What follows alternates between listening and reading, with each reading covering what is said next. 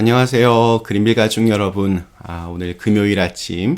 네, 오늘도 이렇게 하나님의 말씀과 함께 오늘 하루를 힘차게 시작하시는 모든 분들에게 하나님의 보호하심과 또 도우심을 경험할 수 있는 은혜가 날마다 끊이지 않기를 간절히 기원합니다.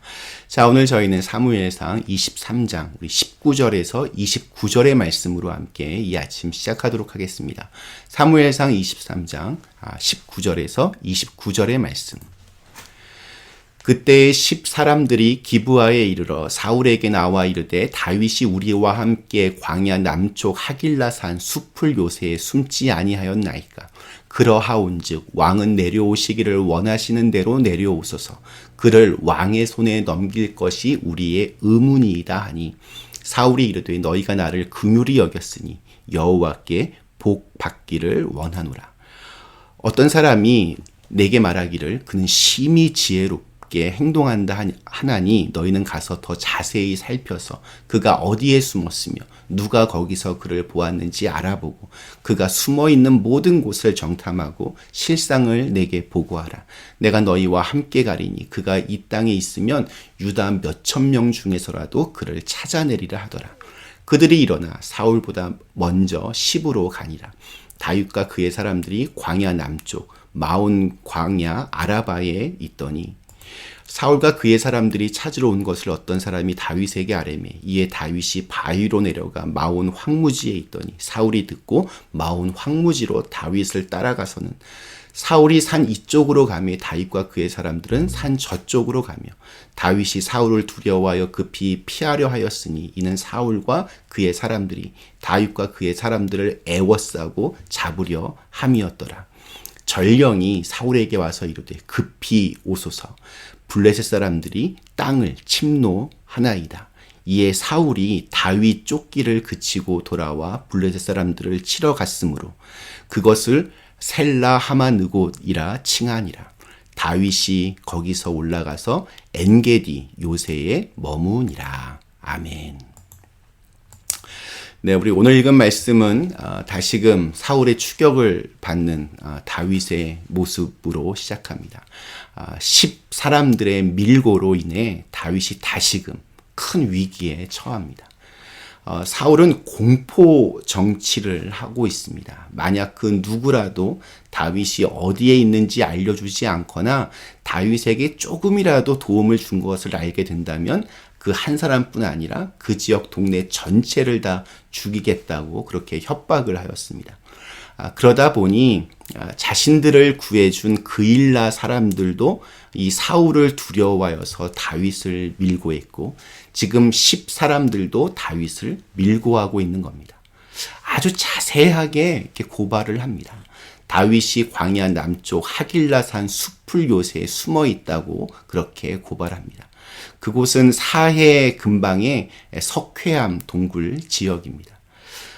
다윗이 더욱 마음이 이렇게 아팠던 것은 그일라 사람들이나 또 10 사람들이 전부 다윗과 같은 유다 지파였다는 사실입니다. 마치 이렇게 이민 생활 속에서 미국 사람들에게 뒤통수를 맞은 것보다 내가 믿던 한국 사람들에게 뒤통수를 맞았을 때 더 좀 비참하고 더 괴로운 것과 굉장히 비슷합니다. 다윗은 그래도 좀 같은 지파인지라 그들에게 어떤 보호를 이렇게 기대했으나 그들은 한결같이 다윗을 고발하여 다시는 오지 못하도록 한 것입니다. 그들은 심지어 지금 사울에게 언제든지 내려오소서 다윗을 왕의 손에 넘겨드리겠습니다. 그것이 저희의 백성된 의무입니다. 이렇게 고백까지 먼저 합니다. 철저하게 계산하여서 사울의 편에 서서 다윗을 잡으려고 합니다. 이러한 모습은 이 세상의 현실을 우리에게 그대로 보여줍니다. 세상은 무엇이 옳은지 무엇이 하나님의 뜻인지를 먼저 구하지 않습니다. 무엇이 자기에게 이익이 되는가를 먼저 따지고 무엇이 자기에게 유리한지를 먼저 따집니다. 이러한 것들이 이 10 사람들에게도 그대로 드러난 것입니다. 사울은 그들의 잘못된 충성심과 또 정보 제공을 듣고 기분이 아주 좋아졌습니다. 사울은 그들을 하나님의 이름으로 축복까지 합니다. 사울은 실제로는 하나님을 믿지도 않으면서 꾸준히 하나님의 이름을 이렇게 활용하고 있습니다. 어처구니가 없다. 이 말이 딱 들어맞습니다. 사울은 그러고는 이 10사람들에게 앞으로 해야 할 일들을 명령합니다. 다윗을 철저하게 감시해서 보고할 것과 곧이어 내가 직접 그곳으로 찾아갈 것이다 라는 것을 전합니다. 그래서 10사람들이 먼저 다윗이 있는 지역으로 내려왔습니다. 바로 뒤를 따라 사울도 그의 병사들과 함께 내려오게 되었습니다. 다윗과 그의 사람들은 광야 남쪽 마온 광야 아라바에 있다가 이러한 상황을 듣고는 바위로 내려가서 이제는 황무지로 그렇게 갑니다. 그리고 그곳까지 사울이 또 내려오자 계속해서 사울을 피해서 도망다니기 시작합니다. 아주 상황이 급박해졌습니다. 사울이 산 이쪽으로 가니까 다윗은 산 저쪽으로 피신합니다. 사울왕이 아예 군대를 동원해서 산 전체를 에워싸고 포위를 하자 다윗은 다급히 그곳을 빠져나옵니다. 다윗은 잡힐 듯 말 듯한 그 순간에도 아마도 영혼의 친구인 요나단의 말, 우리 어제 읽었던 말씀을 기억했을 것이며 하나님만을 힘있게 의지하며 그 순간을 버텨냈을 것입니다. 포기하지 않고 인내하며 기다리고 있던 시간에 하나님은 여전히 우리를 지켜주시고 돌보시고 보호해 주십니다. 하나님의 구원의 타이밍이 있습니다. 오늘 읽은 말씀에서 보면 전령이 갑자기 나타나서 사울에게 긴박한 그런 상황을 알립니다. 우리 27절 말씀, 급히 오소서 블레셋 사람들이 땅을 침노하나이다. 그러자 그 긴박했던 위기의 순간이 순식간에 사라지게 됩니다. 사울은 어쩔 수 없이 다윗 죽이기를 중단하고 블레셋이 공격한 지역으로 황급히 이동을 합니다. 하나님께서 다윗을 도우신 것이었습니다.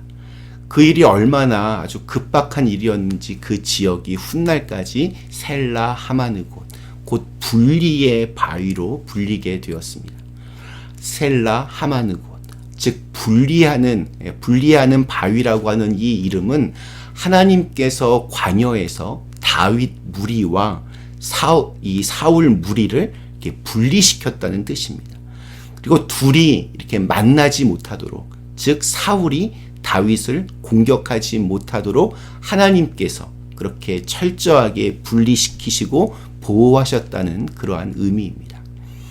하늘이 무너져도 솟아날 구멍이 있다고 합니다. 앞뒤 좌우가 모두 막히면 하늘을 바라봐야 된다고 그렇게 말을 합니다. 우리의 삶이 이처럼 사면초가가 되었을 때 우리 하나님께서 우리의 소망이 되어 주실 것입니다. 모든 것이 어려워졌다 하더라도 우리 하나님은 우리를 도우실 수 있는 분이십니다.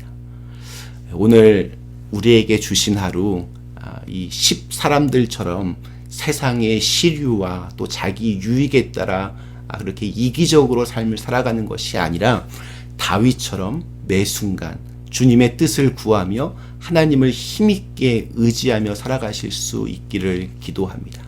그렇게 믿음의 삶을 살아갈 때마다 우리 하나님께서는 우리의 모든 삶을 주관해 주시고 또 우리의 삶의 위기가 닥칠 때마다 우리에게 놀라운 역사를 이루어 주실 것을 믿습니다.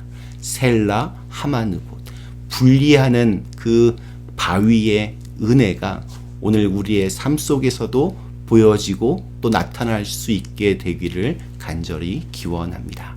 우리 잠시 함께 기도하시겠습니다.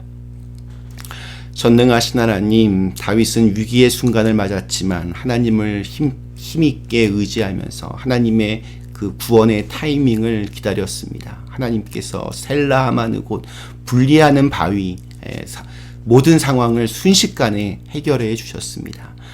우리들도 세상의 시류를 그저 쫓아가는 삶이 아니라 하나님을 바라보며 하나님을 의지하며 또 하나님께서 이루어 가시는 놀라운 은혜 속에 거하는 그런 저희의 삶이 되게 하여 주시옵소서. 예수님의 이름으로 간절히 기도드리옵나이다. 아멘.